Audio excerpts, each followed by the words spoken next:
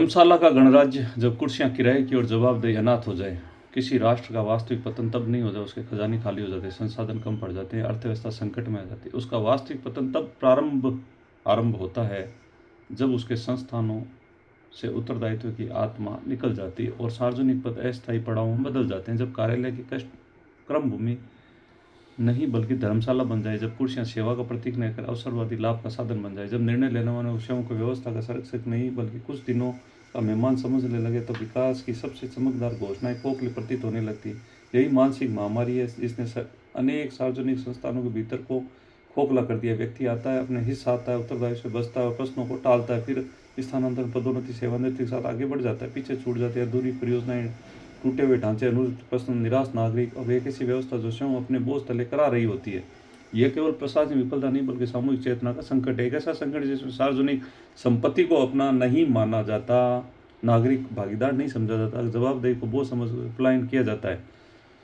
परिणाम स्वरूप राष्ट्र निर्माण का पवित्र दायित्व धीरे धीरे लूट, लापरवाही, औपचारिकता और संवेदनहीनता के अंधकार में विलीन होने लगता है। जहां आवश्यकता केवल भ्रष्टाचार पर चर्चा करने की नहीं बल्कि मानसिकता का अनावरण करने की है, जिसने सरकारी तंत्र के बड़े हिस्से को विशाल धर्मशाला में परिवर्तित कर दिया है, जहाँ लोग आते हैं, ठहरते हैं, लाभ उठाते हैं और चले जाते हैं, किंतु कोई भी स्वयं उस व्यवस्था का वास्तविक उत्तरदायी स्वामी नहीं मानता। वही रोग है जो सड़कों की दरारों से लेकर संस्थानों की आत्मा तक फैल चुका है, जिसकी पहचान कठोर समीक्षा अब किसी विकल्प नहीं बल्कि राष्ट्रीय आवश्यकता बन चुकी है। किराएदारों का राज जहां सत्ता रहती है, जिम्मेदारी नहीं। तो धर्मशाला बन चुका तंत्र अब जब जिम्मेदारी मर जाती है और व्यवस्था लूट का अस्थायी पड़ाव बन जाती है। किसी भी सभ्य समाज की सबसे बड़ी पहचान उसकी इमारतें, सड़कें, कानून और सरकारी भवन नहीं तो उसका भाव होता है, बल्कि वह भाव होता है जिसके अंतर्गत व्यक्ति स्वयं को व्यवस्था का उत्तरदायी भाग मानता है।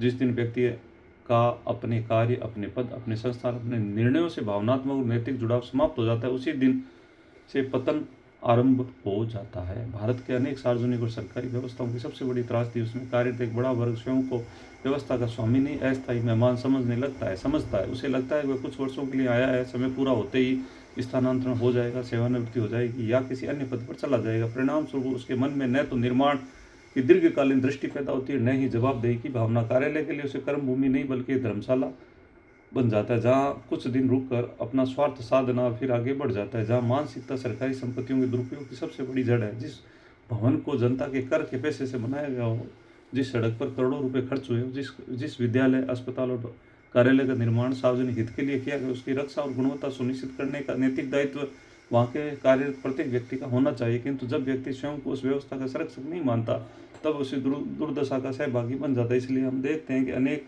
सरकारी भवन कुछ ही वर्षों में जर्जर दिखाई देने लगते हैं। सड़कें बरसात की पहली फुहार में टूट जाती है, सार्वजनिक परिसंपत्तियां उपेक्षा और भ्रष्टाचार की भेंट चढ़ जाती है। कारण है तकनीकी कमी नहीं बल्कि मानसिक दिवालियापन है। सबसे गंभीर समस्या है हमारे तंत्र में अधिकार तो है लेकिन उत्तरदायित्व की वास्तविक भावना नहीं है। इसलिए कोई निर्णय गलत हो जाए, फाइल वर्षों तक अटकी रहती है।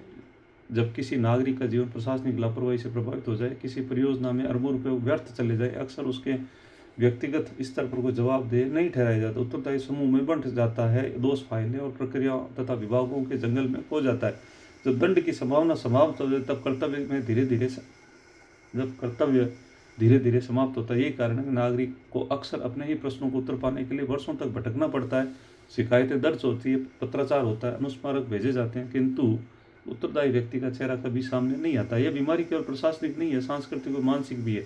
हमने लंबे समय तक सार्वजनिक संपत्ति को किसी की नहीं समझा है। सड़क पर कचरा फेंकना, सरकारी भवनों को नुकसान पहुंचाना, कार्यालय के संसाधनों का निजी उपयोग करना, सरकारी समय को व्यक्तिगत कार्यों में व्यतीत करना, यह सब उस मानसिकता के लक्षण है। व्यक्ति अपने घर को स्वच्छ रखता है क्योंकि वह उसे अपना मानता है, लेकिन सार्वजनिक स्थान को गंदा कर देता है क्योंकि उसे लगता है यह उसकी जिम्मेदारी नहीं है।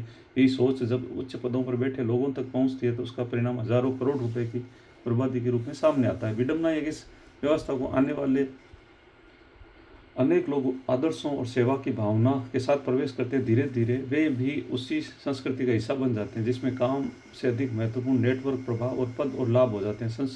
संस्थान व्यक्ति को बदलने के बजाय व्यक्ति संस्थान की कमजोरियों का लाभ उठाना सीख जाता है। धीरे धीरे एक ऐसा वातावरण बन जाता है जहाँ ईमानदारी अपवाद बन जाती है, लापरवाही सामान्य व्यवहार। जो व्यक्ति काम करना चाहता है वह अक्सर निराश हो जाता है क्योंकि उसके और चारों उदासीनता, टालम टोल और गैर जिम्मेदारी का वातावरण दिखाई देता है। किसी भी राष्ट्र का वास्तविक विकास उसके बजट बढ़ाने, नई योजनाएं घोषित करने या बड़े बड़े उद्घाटन करने से नहीं होता है। विकास तब होता है जब हर स्तर पर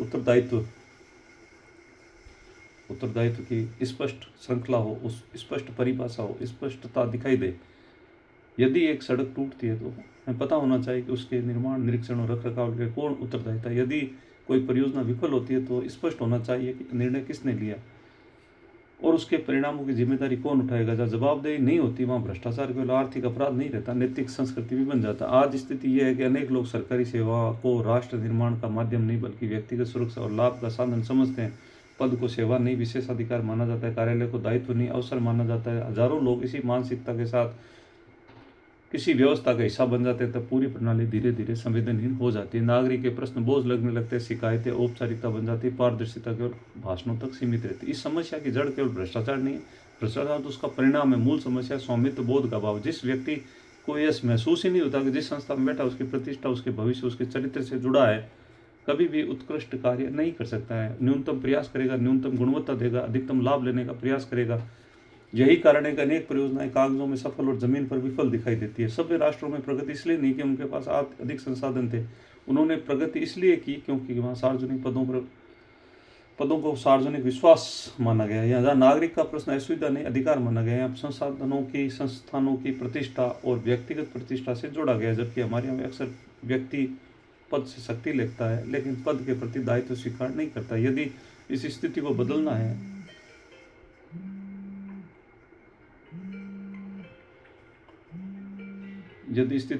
है तो कानून पर्याप्त नहीं होंगे। सबसे पहले सार्वजनिक जीवन में उत्तरदायी की संस्कृति विकसित करनी होगी। प्रत्येक निर्णय का स्पष्ट उत्तरदायी व्यक्ति होना चाहिए।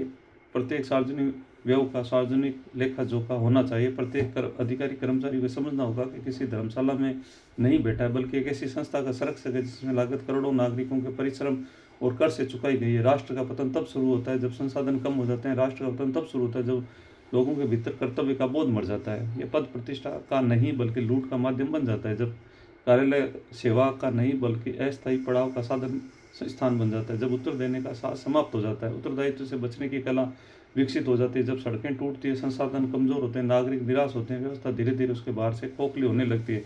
इसलिए सबसे बड़ा सुधार तकनीकी नहीं बल्कि नैतिक है। सबसे बड़ा निवेश बजट नहीं, चरित्र है। सबसे बड़ी आवश्यकता नए भवनों की नहीं बल्कि उससे ऐसे लोगों की है जो मानने के इस राष्ट्र के केवल यात्री नहीं बल्कि संरक्षक है। जिस दिन ये चेतना जागेगी उसी दिन सरकारी कार्यालय धर्मशाला नहीं रहेंगे, सार्वजनिक संपत्ति यथार्थ नहीं रहेगी। जवाबदेही केवल शब्द नहीं बल्कि व्यवस्था की आत्मा बन जाती है। धन्यवाद।